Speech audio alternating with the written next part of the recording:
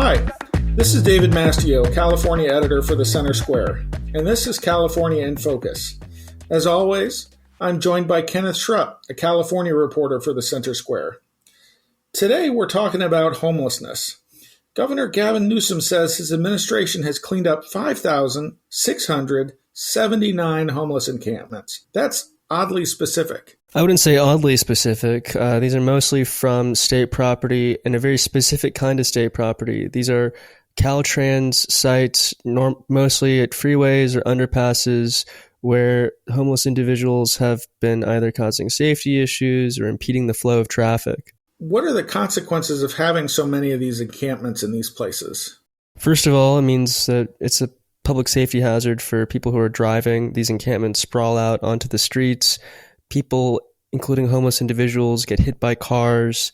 There's just the risk of fire. And there was some data about how many fires are caused by homeless people in downtown LA. Is that right? Yeah, that's exactly right. In downtown LA, 80% of fires responded to by LAPD are linked to homeless individuals. It's estimated overall in LA that maybe about half of the budget for LAFD might be going towards homelessness-related fires. Where did the people that Newsom moved out of encampments go? We don't really have conclusive data on that. There's a lot of situations where they're simply told they can't stay there and all of their junk and belongings are cleared up and they move on to somewhere else. There's no real tracking of outcomes for this. They want a photo op. They just want to have the picture before and after taken and say, look, we did something. In many cases, the encampments sprout up right again and they have to repeat the process over and over. How many encampments are left? We're really not exactly sure. There's no ongoing inventory. We know that there's one city council member in LA who proposed an ordinance or request for the city to have a catalog of all of the critical infrastructure and look at the number of fires near each one, especially related to homelessness, so they can come up with city policies to clear out these encampments by knowing the scope of the problem and the potential risks. But this data doesn't exist at the state level. How much are we spending to get rid of these homeless encampments? We're spending tranches of a few $100 million at a time on something called the Encampment Resolution Fund, but we don't really know if this is having the kind of impact that we need. The state spent about $20 billion on homelessness between 2018 and 2022, and the homeless population continued to grow, reaching 172,000 this year, up from 130,000 in 2018. Either these policies are not working or they're making things worse. Is there any sign that homelessness is going down from these recent events? Look, statewide counts show homelessness is up, and up. These recent events show that even if the population might be going down in certain areas, the encampments are growing larger. LA had a homelessness survey count where their data showed a slight decrease in homelessness, while the mayor's office and other government officials said the noted increase in homelessness is just due to the expansion of encampments, where people have more of their belongings in larger tents.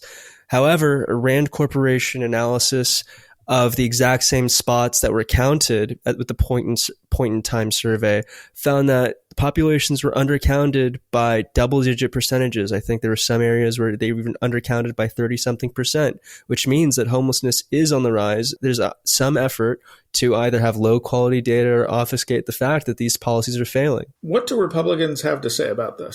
Republicans believe that we need to do something differently, but I'm not sure if there's enough power for them with the superminority in the state Senate and state legislature to do anything.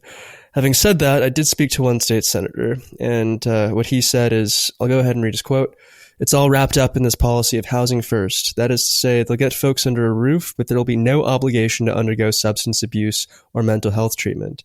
If people wanted treatment, they'd have gotten it by now. If they get a roof and are offered mental health treatment and don't take it, what we have is a bunch of people who are abusing drugs and continuing to suffer under mental illness under a state-provided roof."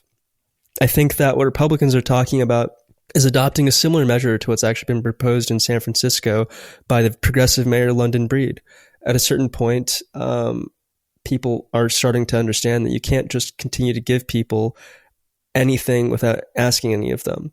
London Breed proposed that individuals receiving cash welfare from the county or the city, it's this consolidated county city, would have to be screened for substance abuse disorder. And if they were found to be having substance abuse disorder, they could be required to have treatment in order to continue to receive their money. You know, we rarely talk exactly about why people are homeless. What can you tell me about that? California Policy Lab conducted a 15-state survey a few years ago that's been cited a lot in the media. Now, this was all based on self-reporting of things that they've had at one point in their lives, but 84% said they have or have had a physical health condition, 78% say they have some kind of mental health condition, and 75% say they've had or have a substance abuse problem, while 50% report that they've had all three of those or one of those at one point in their lives. I'm David Mastio with the Center Square, and we've been talking with Kenneth Schrupp, California reporter for the Center Square. You can read his work at thecentersquare.com. Thank you for listening to California in Focus, and please subscribe to our podcast. Are you tired of news that puts politics over people? At the nonprofit Franklin News Foundation, we believe in putting people over politics by delivering nonpartisan news and audio content that serves you, the American taxpayer. With Franklin News Foundation, you can read fact-based, state-focused news for free at thecentersquare.com. You can listen to civil, balanced conversations between policy experts through our podcast network at americastalking.com. Or you can get in-depth news on K-12 education spending, curriculum, and school safety at chalkboardnews.com. It's all free through Franklin, where we put you, the American taxpayer, first in every story, episode, and conversation. And it's only possible through our supporters. Together, we can produce content that puts people over politics and brings Americans the news they deserve. Become a supporter today at franklinnews.org/donate. Once again, that's franklinnews.org/donate.